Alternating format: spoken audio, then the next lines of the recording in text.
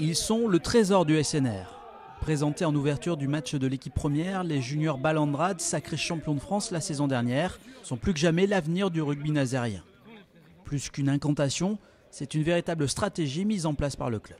Si on veut tendre vers un niveau sportif de très haut niveau, un senior et notamment avoir un projet en Fédéral 1 de haut niveau, ça passe aussi par des jeunes formations de haut niveau. Que ce soit de l'école de rugby jusqu'à senior, l'idée c'est d'avoir des phases où on est structuré pour en fait chaque palier soit au niveau sportif et performance en adéquation avec l'ensemble du projet du club et à terme d'ici top 2020 avoir au moins 40 à 50% de l'effectif qui soit composé de la filière jeune du club. Et d'ores et déjà, la jeunesse est au pouvoir dans le groupe de Fédéral 1 conduit par Cédric Mollet. Les recrues estivales ont 23 ans de moyenne d'âge et ce dimanche, face à Bergerac, la vitesse et l'insouciance rouge et noire ont rapidement fait la différence. Des atouts qui ne doivent pas devenir des inconvénients.